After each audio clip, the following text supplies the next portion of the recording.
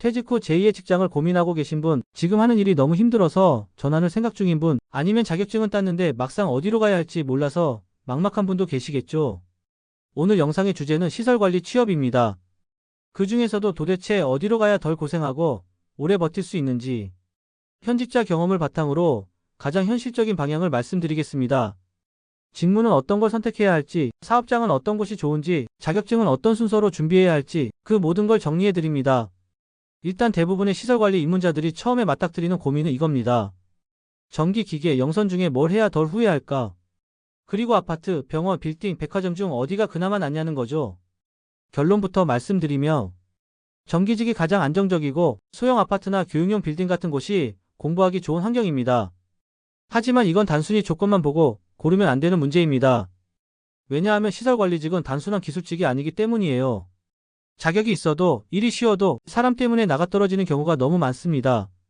그래서 오늘은 단순히 이론적인 이야기나 인터넷 검색으로 나오는 정보가 아니라 현장에서 실제로 부딪히며 얻은 이야기들, 그리고 이 바닥에서 생존하는 방법을 담아드릴 겁니다. 자, 이제 직무부터 하나씩 말씀드릴게요. 시설 직무는 보통 전기, 기계, 영선 이렇게 세 가지로 나뉩니다. 전기직은 전기 설비를 관리하고 형광등 교체나 누전 점검, 분전반 점검, 수변 전실 운영 등 상대적으로 깔끔한 일을 합니다. 기계직은 냉난방 설비, 보일러, 펌프 배관처럼 건물 전체를 움직이는 설비들을 관리하고, 영선직은 도장 보수나 페인트 칠, 벽 보수, 타일 작업 같은 수리 업무를 합니다. 자, 그럼 어떤 직무가 가장 좋을까요? 현장에서 제일 많이 추천하는 건 단연 전기입니다. 그 이유는 간단합니다. 첫째, 일이 적고 깔끔합니다. 둘째, 공부할 시간이 확보됩니다. 셋째, 자격증만 잘 따면 이직이 훨씬 쉽습니다. 실제로 전기기능사만 있어도 입문은 가능하고 전기기사와 소방설비기사까지 갖추며 아파트 전기과장, 병원 전기팀장, 빌딩 선임기사까지 가능해집니다. 특히 전기직은 방제실, 수변전실 같은 데서 근무하게 되면 야간엔 공부할 여유도 생기고 같이 일하는 동료들도 자격증 공부에 이해가 많아서 눈치도 덜 보입니다. 반면 기계직은 업무 강도가 상당히 높습니다. 보일러부터 펌프, 냉난방기, 정화조, 수처리, 배관 점검까지 다 맡습니다. 뿐만 아니라 변기 뚫고 실리콘 바르고 페인트 칠까지 해야 되는 경우도 많습니다. 게다가 분위기도 다릅니다. 기계 파트는 군대식 문화가 남아있는 경우도 많고 공부를 하려고 하면 여기가 도서관이냐 이런 말이 나오는 분위기입니다. 그래서 실제로 기계직으로 들어갔다가 전기 자격증을 따서 다시 전기직으로 옮기는 분들이 굉장히 많습니다. 영선직은 말 그대로 수리 보수 전문가입니다. 도장, 페인트, 타일, 금이간벽 보수 같은 작업을 하고 혼자 일하는 경우가 많습니다. 자유롭고 조용하다는 장점도 있지만 업무의 인정을 못 받는 경우가 많고 스스로 일을 찾아서 하지 않으면 쓸모없는 사람으로 취급받기도 합니다. 그래서 전체적으로 보면 전기, 기계, 영선 순으로 안정성과 성장 가능성이 있는 편입니다. 하지만 직무만 중요한 건 아닙니다. 어디서 일하느냐, 어떤 건물에서 일하느냐에 따라서 업무 강도와 스트레스 수준이 완전히 달라집니다. 같은 전기직이라도 백화점에서 일하면 매장 운영 시간 외에 야간에 몰아서 공사하고 점검해야 해서 몸이 정말 피곤해집니다. 그리고 쇼핑하는 사람들 속에서 작업복 입고 땀 뻘뻘 흘리면서 일하다 보면 자존감이 바닥까지 떨어지는 느낌이 들 때도 있습니다. 반면에 교육용 빌딩이나 연수원 같은 곳은 저녁 6시 이후엔 건물 전체가 멈추기 때문에 야간 당직자는 그냥 설비 상태만 체크하고 있으면 됩니다. 공부할 시간이 확보되고 스트레스가 적은 편입니다. 아파트는 세대수에 따라 상황이 완전히 달라집니다. 500세대 이하의 소형 아파트는 민원도 적고 관심이 덜해서 소장 눈치도 적은 편입니다. 기전실에서 숙식하면서 공부하는 분들도 많고 2년 정도 근무하면서 자격증 2-3개 따고 이직하는 루트로 많이 갑니다. 반면 백화점이나 상가 빌딩은 정말 주의해야 할 사업장입니다. 상인들 눈치, 민원, 갑질, 장비 사용 문제 등 정신적으로 굉장히 피곤하고 공부는커녕 하루하루 버티는 것도 벅찰 수 있습니다. 그래서 처음 시설 관리에 진입하실 땐 직무는 전기, 건물은 교육용 빌딩이나 소형 아파트, 근무 형태는 3교대 주야비가 가장 이상적입니다. 그럼 그 다음 단계는 뭘까요? 바로 자격증 루트와 경력 쌓기입니다. 전기기능사부터 시작해서 전기기사, 소방설비기사, 공전행동기계기사 등 이렇게 3기사를 2년 안에 확보하시며 이직이든 연봉 상승이든 1근직 전환이든 모든 게 가능합니다. 이어지는 영상에서는 전기기계, 영선 직무별 자격증 루트와 사업장 환경, 성장 전략까지 구체적으로 말씀드릴게요. 영상 끝까지 보시면 여러분이 어디로 가야 할지, 어떻게 준비해야 할지 그 방향이 명확해질 겁니다. 자, 이제 본격적으로 각 직무별 현실과 자격증 루트에 대해 자세히 말씀드릴게요. 먼저 정기직부터 시작하겠습니다. 정기직은 자격증 기반입니다. 그리고 그 자격증이 곧 월급이고 직급이고 나중에 이직할 수 있는 방향입니다. 가장 기본이 되는 자격증은 전기기능사입니다. 이 자격증만 있어도 시설관리 입문이 가능합니다. 기능사는 이론이 어렵진 않지만 실기에서 실수하면 바로 떨어집니다. 하지만 충분히 독학도 가능하고 요즘은 인강도 잘 되어 있으니까 시간만 꾸준히 투자하신다면 누구나 따실 수 있습니다. 전기기능사를 따고 시설에 들어가면 보통 교대 근무부터 시작하게 됩니다. 방제실이나 수변전실에서 야간에 대기하면서 설비 점검하고 형광등 갈고 누전 잡고 이런 일들이 기본입니다. 이때부터 슬슬 산업기사나 전기기사 준비에 들어가시는 게 좋습니다. 전기산업기사나 전기기사는 선임이 가능해서 아파트 전기과장이나 전기안전관리자처럼 자격을 걸 수 있는 보직으로 갈 수 있는 조건이 됩니다. 전기기사까지 땄다면 여기서 끝이 아니에요. 바로 소방설비기사 전기 분야를 준비하셔야 합니다. 요즘 아파트나 빌딩에선 전기선임만으로는 부족하다고 보는 추세라서 소방까지 커버할 수 있는 자격자가 훨씬 유리합니다. 여기까지 전기기사, 소방설비기사 전기, 그리고 여유가 되신다면 소방설비기사 기계 분야까지 준비하시면 이른바 3기사 조합이 완성됩니다. 이 정도 자격이 있으면 웬만한 현장에서 무조건 뽑습니다. 그리고 대기업 외주업체 예를 들어 서브원이나 S1, 포스메이트 같은 곳에도 지원할 수 있는 수준이 됩니다. 그럼 전기직에서 일을 하면 실제로 어떤 점이 좋을까요? 첫째, 당직 근무 중에도 공부 시간이 나오기 때문에 직무 관련 자격증을 계속 준비할 수 있습니다. 둘째, 설비 문제가 생겨도 비교적 가벼운 공구만 있으면 작업이 가능해요. 예를 들어 형광등 교체, 누전 점검, 감전 우려 확인 같은 건 벤치나 매거 하나로도 해결됩니다. 셋째, 공부하고 성장하려는 분위기가 어느 정도 있다는 겁니다. 물론 어디나 꼰대는 있지만 기계나 영선처럼 공부한다고 눈치 주는 분위기는 아닙니다. 반대로 전기직의 단점은 이런 게 있어요. 처음 입문했을 때는 생각보다 실무가 어렵고 특히 선배가 기술을 안 알려주는 경우엔 혼자 책과 유튜브로 공부해야 할 때도 있습니다. 또 선임을 걸려면 일정한 경력이 필요하기 때문에 전기기사를 땄다고 해서 바로 대우를 받는 건 아닙니다. 하지만 방향이 뚜렷하다는 점에서 전기직은 정말 좋은 선택입니다. 이제 기계직 얘기로 넘어가 볼게요. 기계직은 보통 기전기사라고 해서 입문하게 되는데요. 기전은 말이 기계 전기지만 실제로는 잡부라고 생각하셔도 됩니다. 형광등도 갈고 변기도 뚫고 실리콘도 바르고 보일러 체크하고 펌프도 들여다보고 냉방기 확인까지 해야 해요. 어떤 현장은 정화조에 염소 넣는 일까지 맡기기도 합니다. 업무 범위가 넓고 몸이 많이 힘듭니다. 특히 설비가 오래된 건물은 하루에 수십 번씩 온갖 민원에 불려다니게 되죠. 게다가 기계 파트는 조직 문화가 군대식인 경우가 많아요. 일은 무지하게 시키면서 공부하면 눈치를 주거나 자격증 준비하는 걸 대놓고 비우는 분위기도 있습니다.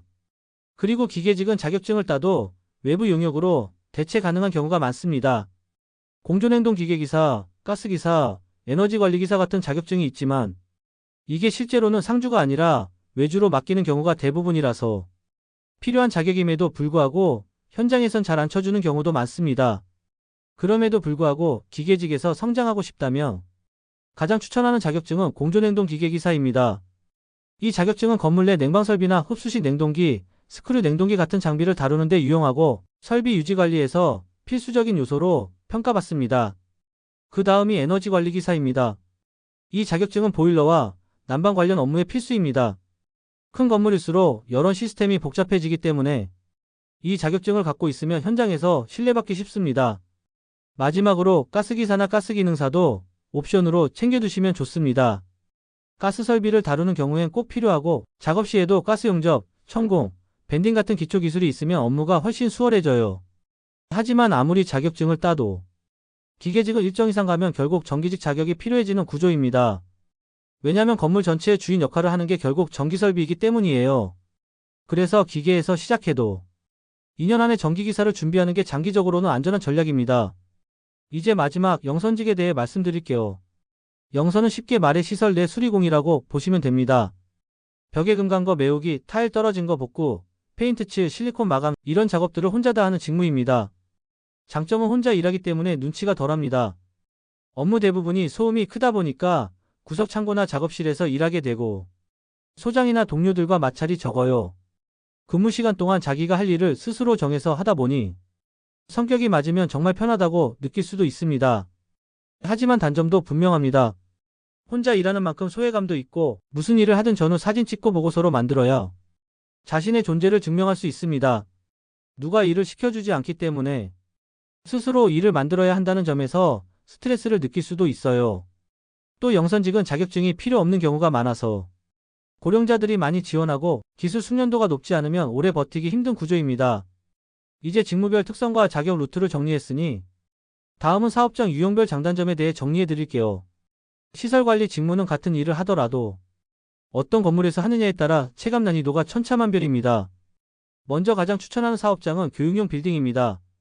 기업 연수원이나 공공기관 교육시설 같은 곳은 업무 강도가 낮고 설비가 자동화되어 있어서 야간 근무 시 할 일이 거의 없습니다. 이런 곳은 자격증 공부하기에 최적의 환경입니다.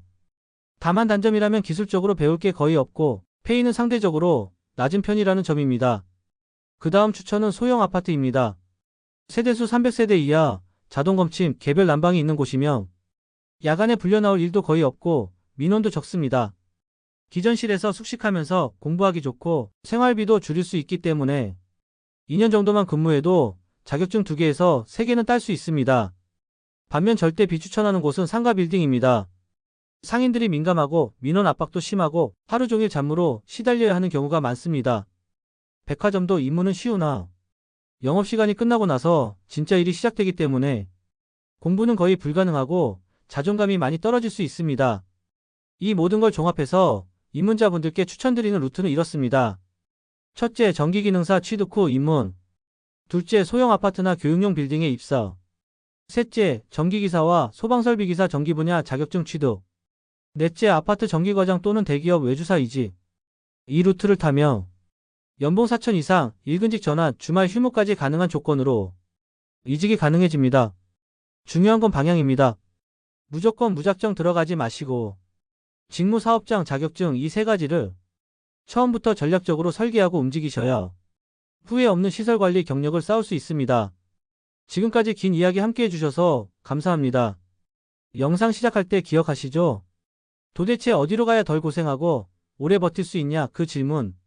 이제는 조금 감이 오셨을 겁니다. 전기, 기계, 영선.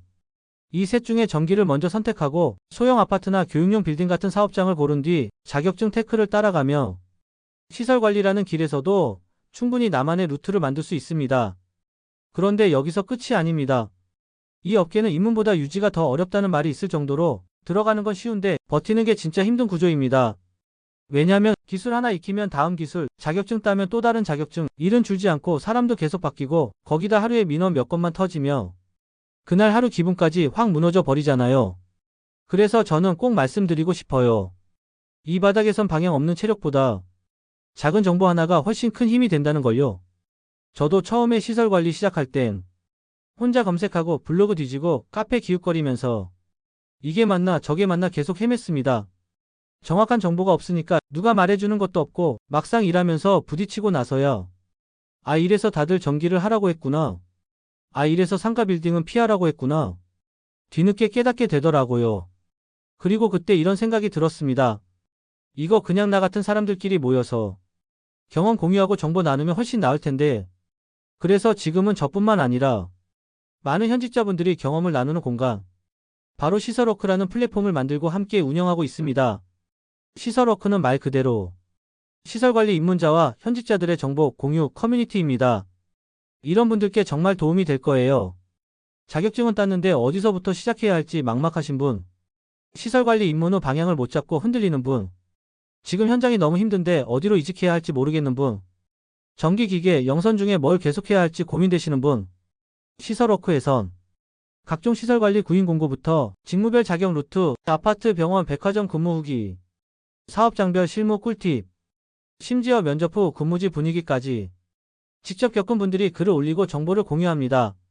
유튜브나 블로그처럼 겉만 하는 게 아니라 진짜 그 건물 안에서 일해본 사람의 목소리를 들을 수 있어요. 그리고 시설관리직이 무서운 게 뭔지 아세요? 혼자 일하는 환경입니다. 기전실, 수변전실, 방제실, 영선 창고. 다들 구석에 숨어 일하다 보니까 어디 물어볼 데도 없고 누구한테 하소연할 데도 없어요. 그런데 시설워크에 오며 비슷한 환경에서 일하고 있는 사람들이 내 글에 댓글을 달아줍니다. 저도 그랬습니다.